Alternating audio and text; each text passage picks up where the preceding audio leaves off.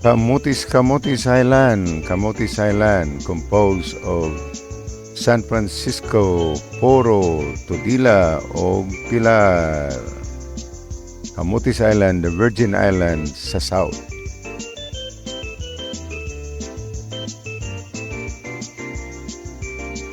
Hello, hello. Hello mga taga Camotes. Mayong hapon ninyong tanan, alas 3:14 sa hapon, Hunyo 29, Sabado.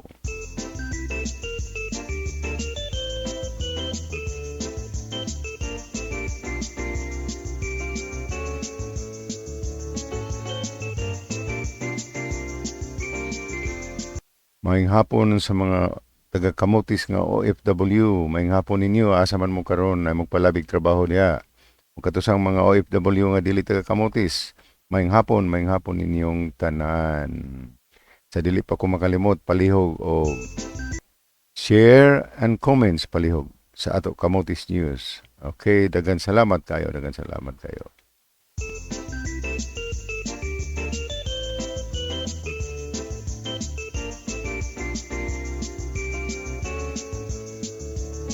Okay, sa dili pa ta malimot, dili na to kalimtan ang ato konstitusyon, Bill of Rights. Article 3, Bill of Rights. Okay? Ato basahon ang unsay kuan sa Bill of Rights. Okay? Bill of Rights. Article 3 sa ato konstitusyon, Section 4. Okay? No law shall be passed abridging the freedom of speech, of expression, or the press, or the right of the people peacefully to assemble, petition the government for redress of grievances. Ano siya? So, okay. Ang ikapito, ang Section 7. Ang Section 7 nag-ingon. Section 7 nag-iingon, basahan na ninyo. Muna siya. The right of the people to information on matters of public concern shall be recognized. Access to official records and to documents and papers pertaining to official acts, transaction, or decisions as well as to government research data. Okay. So, ug ato ni siya kung anon mga kaigsuunan. Dili na to kalimtan ang ato freedom. Ang ato freedom of speech. Ang ato katungod nga makakita ta or access records sa mga party sa gobyerno. Documents and papers pertaining to official acts. So mao na siya ang Philippine Constitution, Article 3, Bill of Rights, Section 4 and Section 7. Ato sa nipagamyon kay magsugod na ta mga kaigsuonan. Okay. Ato sa nipagamyon og jutay. So, okay. Minaw sa mo.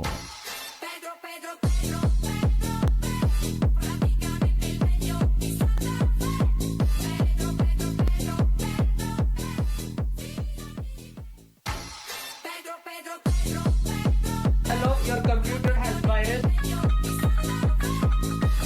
Hello, your computer has virus. Ay, Hello, saba-saba your diha, computer has oy. Hello, your computer. No. Hello, your computer. Okay. Sakto na to. Anyway.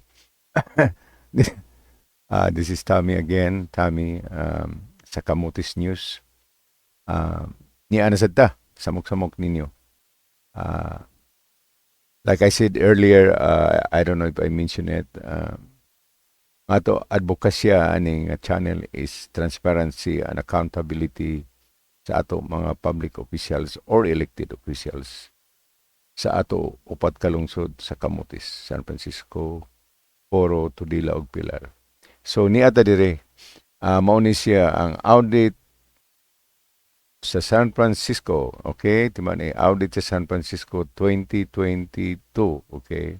So any information nga ato makitaan dire.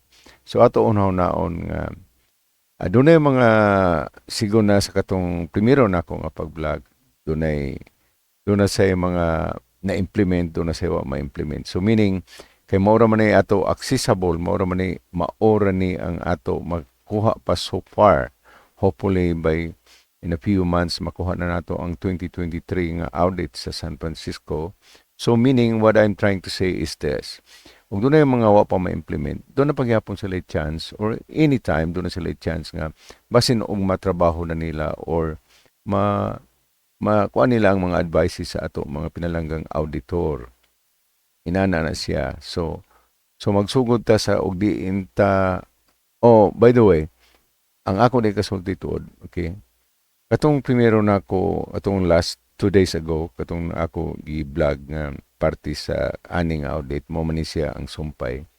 So, I wanna be fair lang ba, both sides. Ato sad sila i-highlights. Ang i-highlights, remember, i-highlight nato sila sa ilang mga nahimo. Niya, di ba lali magtrabaho diya sa munisipyo, okay? Ato silang palakpakan. Hello, your computer has Okay. Daghan salamat sa mga empleyado diya sa munisipyo, mga labi na ginang mga tresurera, mga accountant. Salamat kay sa inyo hago. Salamat kay tanan. So, una sa tanan, patanawon ta mo sa katong giingon nato nga kanang mga issues nga ila na implement. So, ato sugdan asa to dapita. Mo ni siya, okay? Ato tanawon. Okay? Mo ni siya so far. Ato para koon. Ato para maklaro-klaro ninyo gamay. Okay? Gamay lang, nila na to dakon pagayo. Joke lang daw. So anyway, mo ni siya. Okay? Og ato ni siya tan-awon sa annual audit ato linihan para maklaro-klaro.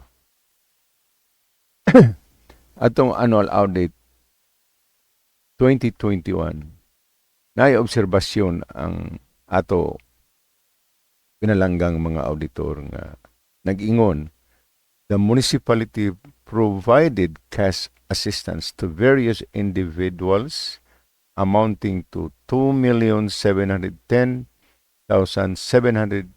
pesos under the aid to individuals in crisis situation.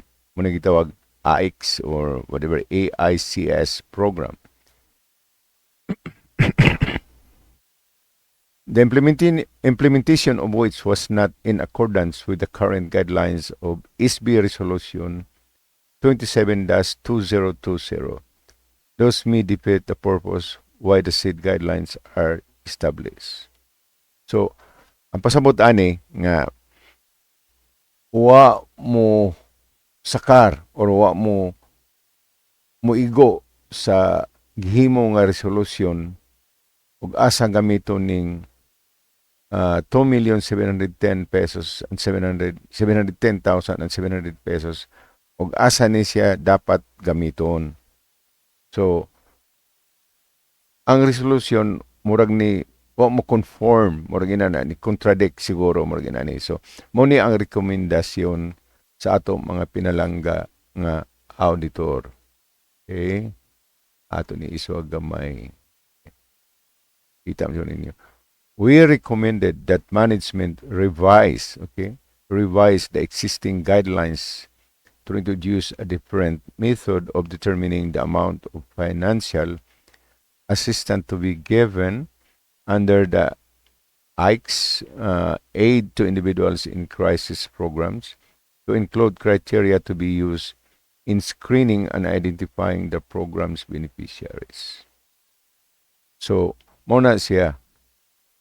Unya ang status of implementation, which is good, implemented during the year management drafted guidelines for aid to individuals in crisis, which is EICS, distribution based on DSWD issued guidelines. So sa madalit salita, ang kanisya implemented okay. So, ang may tabuan ni ato sila palakpakan. Okay? Good job, good job, good job, good job. Palakpakan na to. So, muna siya. So, padayon tayo sa boss. So, like I said earlier, gusto ko fair ta, okay? Transparency, dili lata kay mo kuan lata sa mga negative. Ang mga positibo sad nga ila na himo. Okay? So, always remember, nagtrabaho ra sa lang sila. Okay? Okay, nga rita sa number 2. Ato basahon ang number 2. Adto ni siyang Annual Audit Report 2021. The purchase order form template used by the municipality in the procurement of its goods and services did not contain the provision on liquidated damages contrary to Article 29, Volume 2 of the new government accounting system. So, noon sa manay. So, muna ang rekomendasyon sa management. Follow the prescribed PO form template and include the provision on liquidated damages. Muna siya, okay?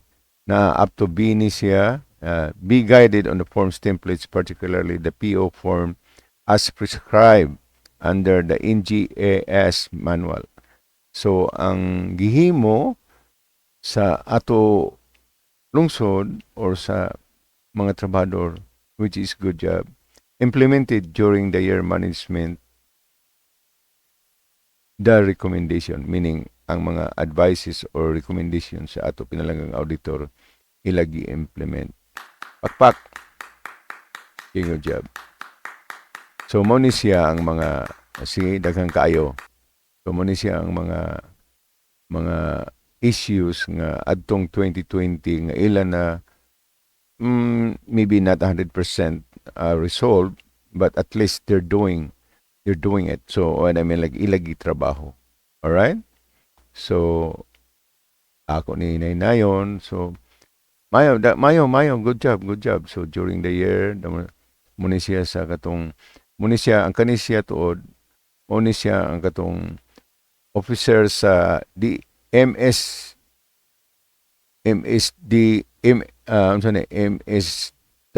kanang municipal MS Welfare and Development, meaning MSWD, Municipal Social Welfare and Development Officer, totaling 89,661 and 90 cents contrary.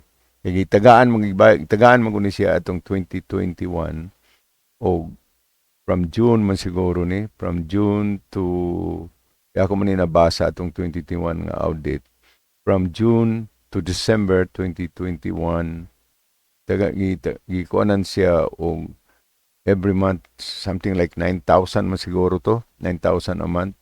So, muna siya nga ni total of 89,661. So, ang rekomendasyon sa ato pinalangang mga auditor, we recommended that the management submit the lacking documents required to support the payment of hazard pay to the MSWD officers. O remember dili ni DSWD, Municipal Social Welfare and Development. Okay. So, ang ilagi mo, kaya mga buutan man na ato mga kuan diha, so ilagi implement. Kasi mo ni comments sa kuan sa, it's implemented during the year. The management submitted the lacking documents. It's like I said earlier here, ako nabasa mo ni please submit the lacking documents required. So, ila tuman or ang ila rekomendasyon sa pinalanggan natong auditor. So, muna gingon, good job.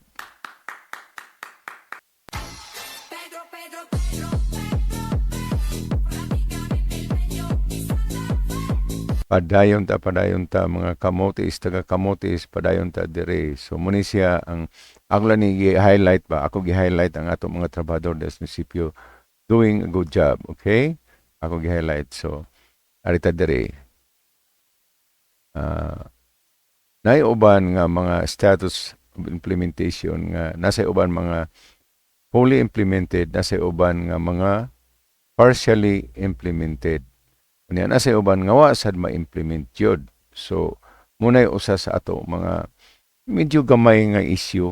I mean, not really, it's not a big deal, but I mean like, usahay sad ato sad naon nga gipili rata or nagtrabaho ta sa publiko para mo serve. And to be honest, they are public servants. Ini trabahador sa publiko, they are public servants. So, nagtrabaho, kuan ra na sila. They got paid for what unsa ilang mga position. So, they deserve it. Okay? So, muna siya ang partially implemented. So, niya, sugdan ta niyong diinta na human atong, remember, katong the other day, kung diinta napita nga na human atong kuana. So, murag niya ta diri napita. So, ato ni siya kuanon. Marita, asa, kanin napita, murag 30, ato ni nahisgutan. So, kanin din Calamity Assistant 39, Funds Reserve. Asa mo rin? Ano lang, ina sa mga? Muna ni.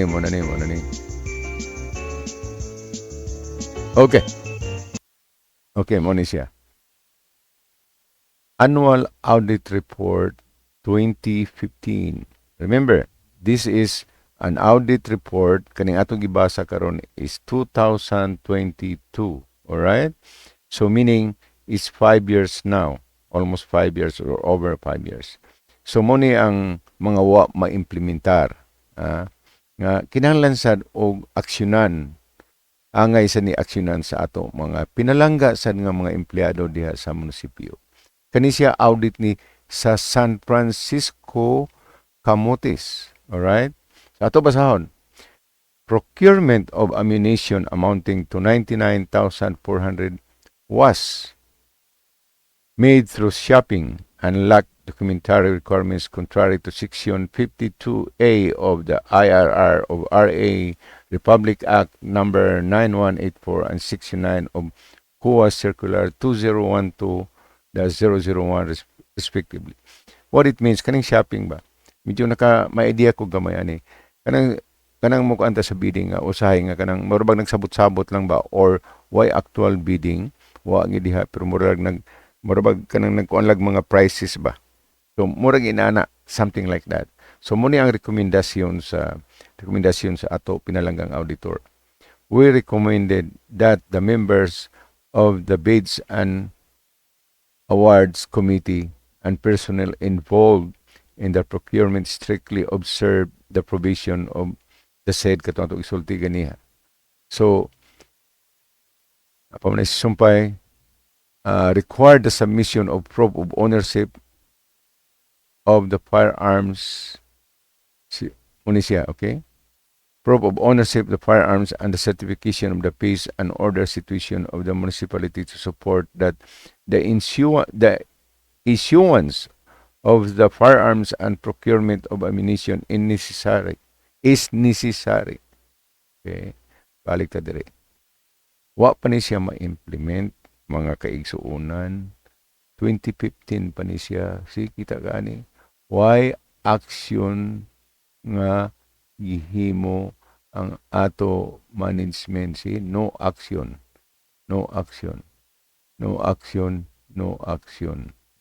Another one. So Another one. Hello, your computer has virus. No. so mo na siya. So ug ato una-naon mga kaigsuonan. 2015 pa ni siya. So basin taon og kuanin ninyo mga buotan nato nga mga naa sa back, mga personnel diha, hopefully nga makuani or mura mag naka-point ni nga to sa back sa Bids and Awards Committee and personnel involved in the procurement. So let's go move on, okay? Move on ta. So nga rin na sa ta diri. Sugod na sa ta ani diri.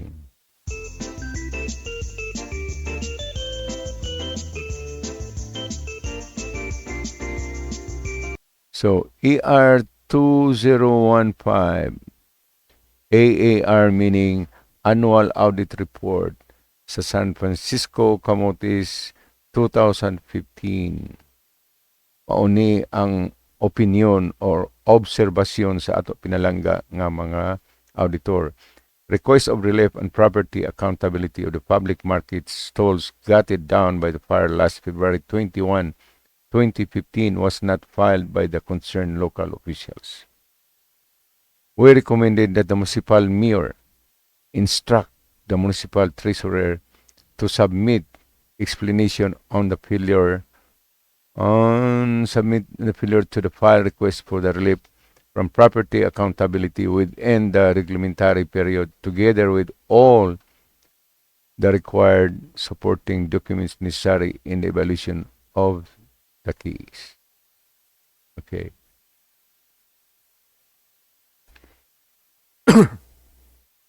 So, mao ni siya. Unya ang unsa may gikuan nila mao gyapon unimplemented. Remember this, okay? So palihog lang sad nga medyo do something about it. Okay? Kay mag 5 years na sad siguro ni. Okay, let's move on. Okay, no separate financial statement were prepared pertaining to the economic enterprise of the municipality contrary to the provision of Section 313 of the Republic Act 7160. Ang rekomendasyon sa mga auditor sa pinalangga natong auditor ngadto sa ato munisipyo, mga trabahador sa munisipyo or including sa mga elected officials, we recommended that the management strictly observe the provision of Section 313 of Republic Act 7160.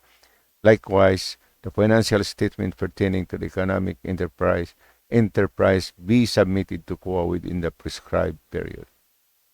Wakay ko kasabot ani. Pasensya na mo kay dili ko kuan pero na mga violation na may mga mga Republic Act. So ako lang ning gibasa ninyo, okay? Di kay ko makahatag og comment ani kay murag dili kay nako familiar ang kuan. Kay nga rita diri. Ito sa number 27.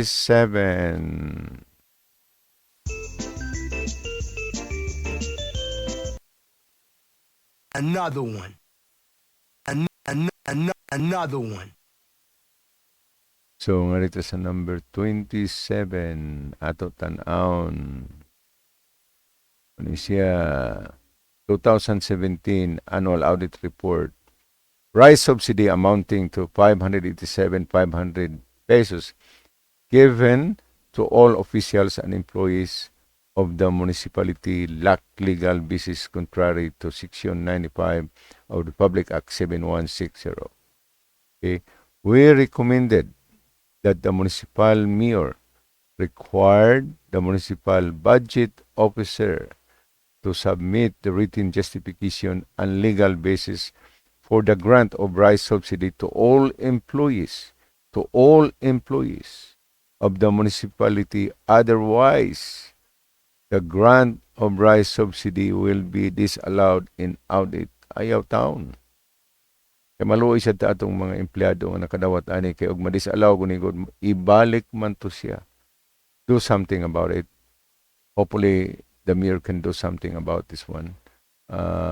Ato nahitabo niya atong 2017 which is panahon pa ni Honorable Ali Arquiliano niya ang ato karong mayor si Al Arquiliano. So ang pait mong gudani gud ug ato tan-awon ba 2017 pa ni siya unya unsay nga aning 2017 pa ni siya unya kay bawo ko busy mo diha. So hopefully nga doon na tayo action nga mahimo ani kay og ato gitan-awon diri ba. Magin makita mo ninyo unimplemented, no action taken by the management. Okay, ato na sirkulan og otro para makita gid ninyo. Hopefully nagtan-aw mo ni ako vlog. Alright? Okay, let's move on.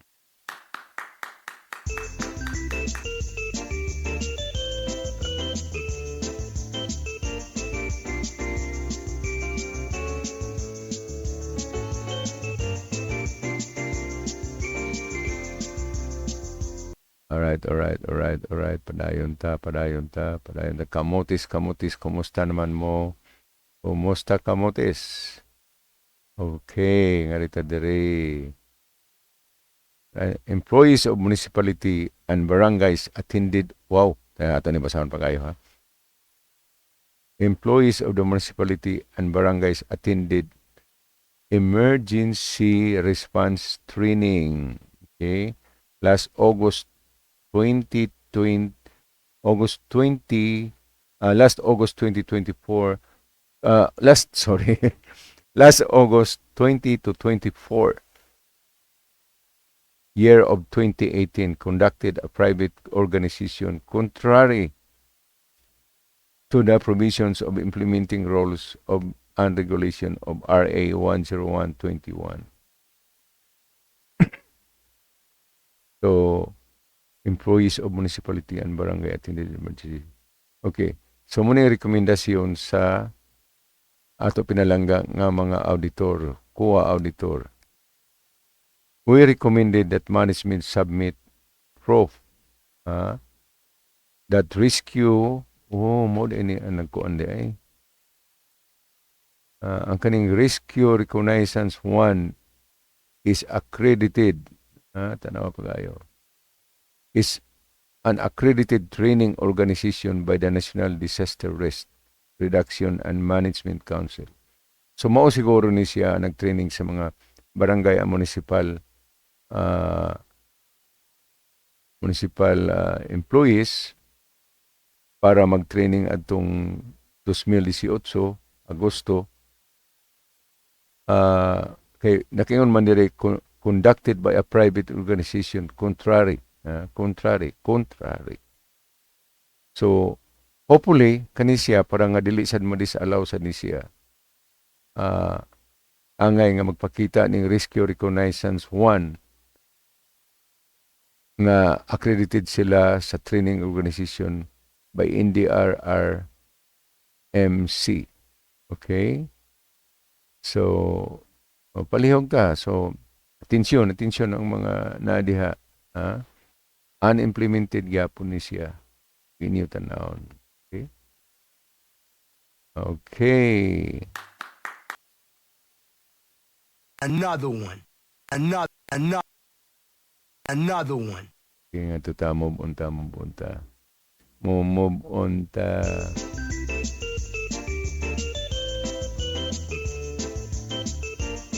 Okay, nga rin nasa there is audit 2019. Right? Kung ato ang tanawon diri procurement, Medyo lamin ipaminawon. Procurement of various fishing and agricultural supplies. Ato ni i-highlight para nga maklaro gid ninyo. Procurement of various fishing and agricultural supplies and equipment totaling 2,573,547 pesos were made from a supplier whose line of business industry for retail of sale of books, office, school supplies, newspapers, and magazines. Thus, property and validity of the transaction is doubtful. Wake up. Further post-qualification report was not prepared by the bids and awards napagilain. Contrary to Rule X of RA 9184. Sama ni. Another one. Another one. Oh, no, no, no, no. Ato basahon ang rekomendasyon sa kuan, rekomendasyon sa Oh, no, no, no, no. we,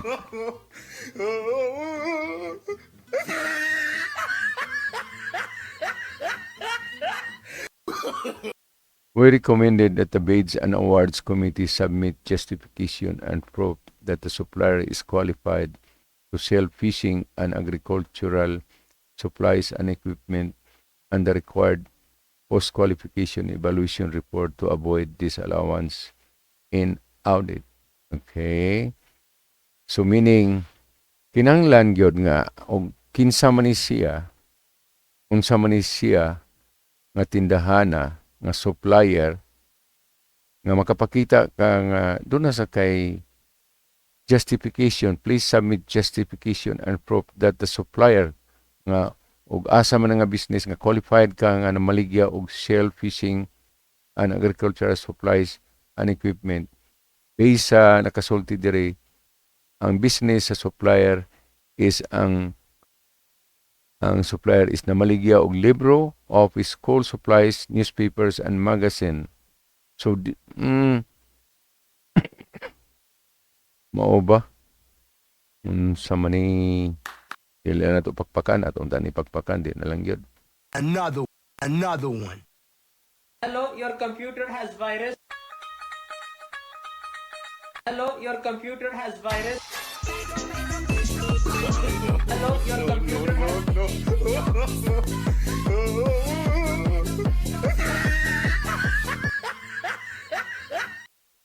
Okay, so mo ni ang unimplemented, no action taken is a big ko ang gini siya.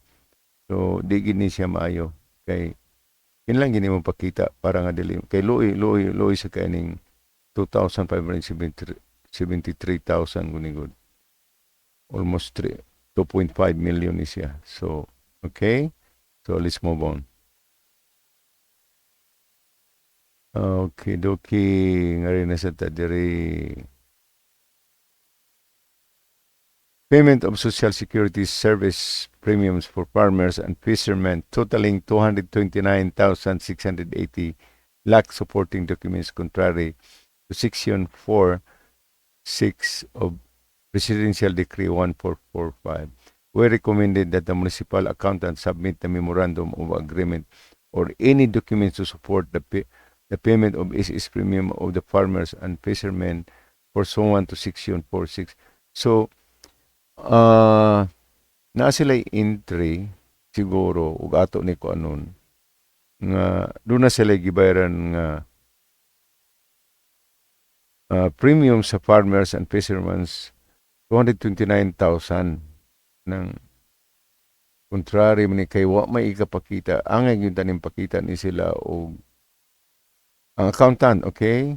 Atensyon ang accountant nato aning panahon na ato ni tanawon. Ang accountant ani ato ni tanawon diha, okay? We recommended that the municipal accountant submit the memorandum of agreement or any document to support the payment of SSS premium of the farmers and fishermen. Uy, questionable man ni siya, uy.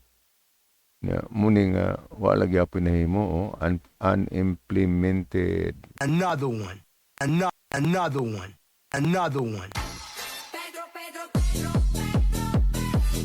Adayon ta.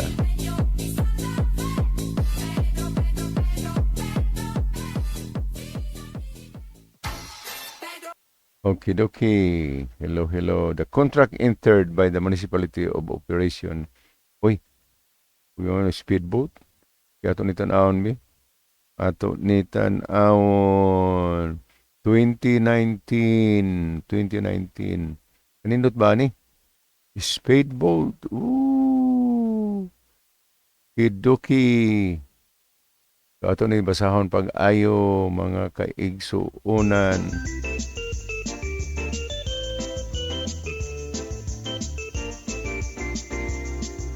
The contract entered into by the municipality of operation of speedboat in Lake Danau was supported with a contract of lease instead of a joint venture agreement, contrary to the authorization of Sangguniang Bayan.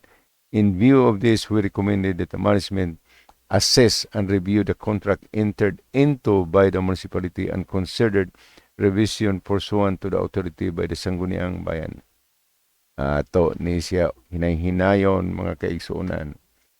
Okay, the contract entered into by the municipality for the operation of speedboat in Lake Danau was supported with a contract of lease instead of a joint venture agreement, contrary to the authorization of Sangguniang Bayan. Mo gyapon ni katong inumdum katong sa mag sa AIX to nga ni wa sila mo conform or it's contradicting ba sa ang gi-authorize sa Sangguniang Bayan, ang authorization nga gihatag sa Sangguniang Bayan is baliktad, is the other way around. So meaning joint venture niya lease of contract di ay. So mo na siya nga hopefully ma-resolve ni siya 2019 pa ni siya. Kanindot manuntag natin speedboat diha nga makuha ng ato mga turista. Okay? In view of this, we recommended that the management assist and review the contract entered into by the municipality and considered revision pursuant to the authority by the Sangguniang Bayan. Saan man na ron? So kinahanglan utrohon na sad ninyo. Unsa man na? Another one.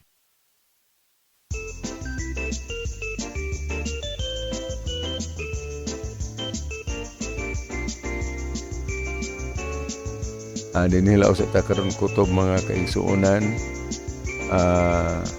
Ato lang unsa ni siya ko anon kay murag. Ato ni para kon. So again, mga taga-kamutis, mayong hapon ninyo. This is Tommy. Magpasalamat sa inyong pagpaminaw. Hinaw sa mong music. Hasta la vista mga kaigsuunan. Mañana, babu.